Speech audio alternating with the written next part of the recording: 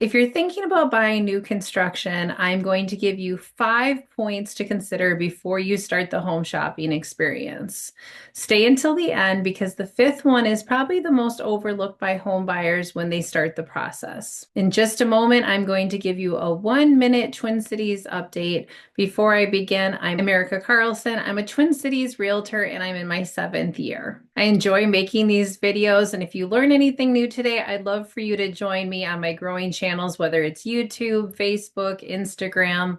And if you're ready to get started or you just have any questions, please don't hesitate to reach out to me. My link below has lots of information regarding new construction. I have an upcoming free home buying class in Rockford and then another one in Buffalo, and then also just other information. Let's jump into the market data. All right, it's March 5th. We've had a very snowy day, but it's too early to tell the impact that's going to have on our real estate market. However, looking back where you can see the star on my screen, we're at 6.62, which means we're kind of in that moderate, low-level sellers market. We have to anticipate multiple offers, depending on our price point, of course, depends on the competition level, but when in doubt, assume that there's going to be some competition. Sellers, same thing for you. If you put the house on the market this week with the snow, that definitely influences things. I certainly wouldn't want you to prepare for multiple offers or for like an immediate sale, because as you look at the detail below, average days on market is 29. And so, that is a month. That's not to say it's going to take a month. Remember, this is an average. Inventory bounced up a little bit. Last week we were in the negative. This week we're up again 0.3%. So that's interesting. And then interest rates are below 7% at this point. People are excited about that. That is going to bring some people off the sidelines. There's lots of people out there that have said, if we get below 7, I'll get out there and house shop again. So it'll be interesting to see the influence that has on our Twin Cities real estate market.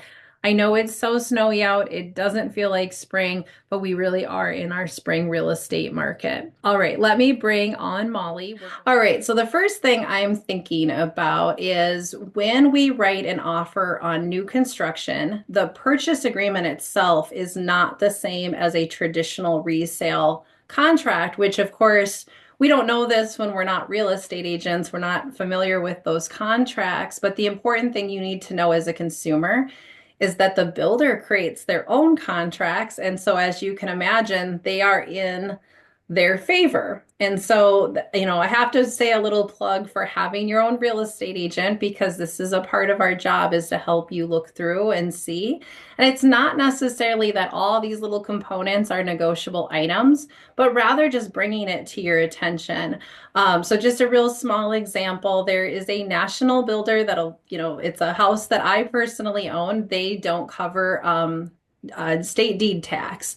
Traditionally, a seller pays state deed tax. Well, I would imagine you would want to know that when you're purchasing the house, that's another fee you have. So I can see Molly's nodding her screen. She knows exactly which builder I'm talking about.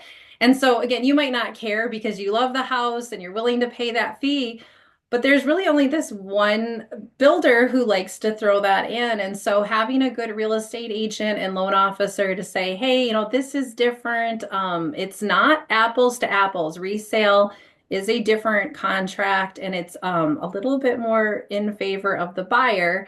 And the other one's a little bit more in favor of the seller, which in this case is the builder. And I know a lot of you don't think of builders as sellers, but when you go up to that real estate agent, that is a representative of the builder. They are not, I'm not saying they're working against you. That's way too harsh of a statement, but they are not your representative. You would have to have your own. So other thoughts about this, Molly? I think one big thing that I will see is in relation to escrows. Like, for example, if you're building Yeah. and your property is not completed, maybe you're completed in the spring. So, like, we don't have the sprinkler system in, we don't have the sod in. We see a lot of builders that typically lenders say, well, if there's incomplete items per the purchase agreement, we need to collect an escrow and we need to hold on to that money, and then we'll release the money once the work has been completed. There are a lot of builders out there who will not put forth money for an escrow for incomplete items. So make sure you're working with a lender who has the ability to maybe do like a no escrow for you at closing. Because otherwise, what happens is if you work with a lender that is going to require the escrow and the builder won't do it, you have to put forth the money. So just get those questions answered up front. Yeah, absolutely. Um, what about interest rates? So when people are shopping for their house, they love it. Do they use the incentives from the builder? Is that a good or a bad idea? What are your thoughts on that? So, a couple different thoughts. I mean, first and foremost, builder incentives. They can be absolutely fantastic. It kind of depends on what the builder is offering as an incentive to buyers. But there are also many cases where, as a lender, we might look at that incentive and we're either able to match or beat it. So, it really, I would say, don't have a builder incentive stop you from asking other lenders what they can do, because maybe the builder's lender has a higher interest rate. So even though you're getting this incentive, you end up paying more overall in costs for that higher interest rate. So I would still do your research on that. Um, Interest rates, that's another thing. I think the biggest thing with new construction is really just the timing of the build. So, is my house going to be complete in 3 months or is it going to be complete in 9 to 12? There's vastly different timelines on new construction. And we can do a shorter term lock if that property is complete within a couple months. But if we're looking a year out, you could maybe look at an extended lock, or you might just have to see what happens with the market, which means your rate could be higher or lower at the time that you actually lock in, if that new construction build takes longer. And then I also just like one thing, you kind of got to pad that timeline a little bit because I feel like and you can speak if you agree with me on this, Erica, but I think like it seems to be pretty common that new construction timelines tend to get pushed out more so often than they get moved back. So like pad Right. the timing. You don't want a lock to expire. Make sure that you're very like you know that that closing date is going to be hit before you lock your interest rate. It's such a complicated topic, and we're trying to just kind of hit on these big points to get people to understand, but it is the complexity of picking a house that's 7 months, 9 months away from build, and that's where you lean on your loan officer to understand your locking options. I've got all these stories in my mind, not necessarily people I've worked with, but just stories I've heard where we thought the price was here, and by the time things have chugged along, the price has changed immensely. And that's not even talking about like you're making changes to your decisions on your house, which also could impact your pricing, which I don't hear as much about in my experience, but certainly like if you're doing full custom and you're making tweaks and changes, you're actually fully changing your budget, and you need to understand all those things. One more thing to hit on too would just be the timing of the appraisal. I think it's important to know that up front you're likely going to be dealing with having an appraisal maybe when the house is like, let's say, 80% complete, and then knowing that you're going to have a final inspection done right before closing. Personally, as a lender, I don't want to wait and have the full appraisal done too late in the process because ultimately that could impact your closing. So Yeah. if your house is not finished until the day before you close and we don't have an appraisal done yet, we've got an issue. Your closing date is going to get pushed back. But if we have an appraisal done maybe when it's 80% complete and that appraisal is done subject to completion, it's a lot easier to get an appraiser out there the day before closing or the morning of closing, believe it or not, and just sign off on a final inspection than to have a full report done last minute. So just be aware of timing. Yeah, and definitely again, I'm thinking about, certain scenarios where all these things have happened. So I know for people listening, they're probably thinking, wow, you guys are getting really, in depth here, but these things are certainly impactful. New construction just isn't the same experience as buying resale. There's these similarities, but there's also these complexities that are a little bit different. Which reminds me, so when you're initially touring a new construction property, again, more heavily on the national builders than maybe the local builders, just kind of going from memory here. But there's very particular builders that love to put really amazing upgrades in almost every single room. So you see the beautiful backsplash, the great lighting. You go up to the primary bedroom and they've got one of those really cool focal walls with, again, maybe like some beautiful chandelier, et cetera, et cetera. If you want to be a sophisticated home buyer, it is extremely important you talk to the builder's rep or your realtor and say, which of these items would not be included in my purchase? It is remarkable the price difference between a house that's fully souped up.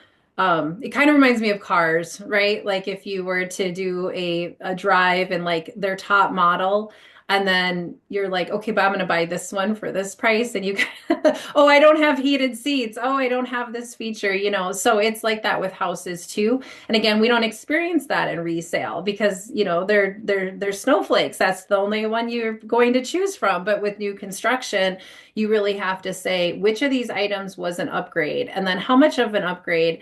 And there's a particular builder I'm thinking of where it's very a la carte, which is very cool. Like then you can, you know, work with your budget and like the things that you would love to see in your house.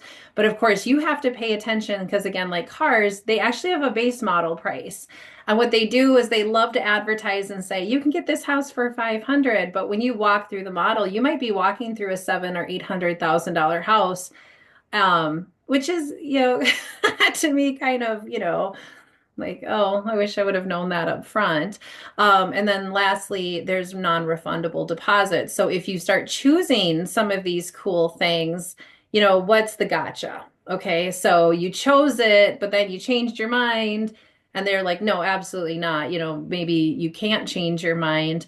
And maybe the other thing I'm thinking about is earnest money. Earnest money tends to be a little bit, which is your initial deposit, can be non-refundable, can be significantly more than resale. And I think that's probably one of the number one things I've noticed, Molly, is people are not prepared for that. They're going in thinking, "Oh, I can do this for 1%." And it's like, well, if you're doing full custom, I mean, I guess I don't even want to quote a number because every builder's different. Some will let you do less than others, but you know, again, how are you financing this?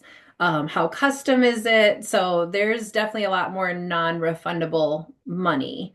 They're not so excited about building you a house and then you change your mind, you know, because you have to remember then they're stuck with it. So that's where that all comes from is you make a bunch of tweaks and they don't think that that's necessarily a sellable item to somebody else. They're going to do it for you, but that's where the non-refundable comes from. Okay, so maybe the bottom line that we will conclude with today is that, and you've already probably picked up on it with all the things we've talked about, is it's just not quite the same experience of buying resale. It's not that it's dramatically different, but I think there's some other things that need to be considered.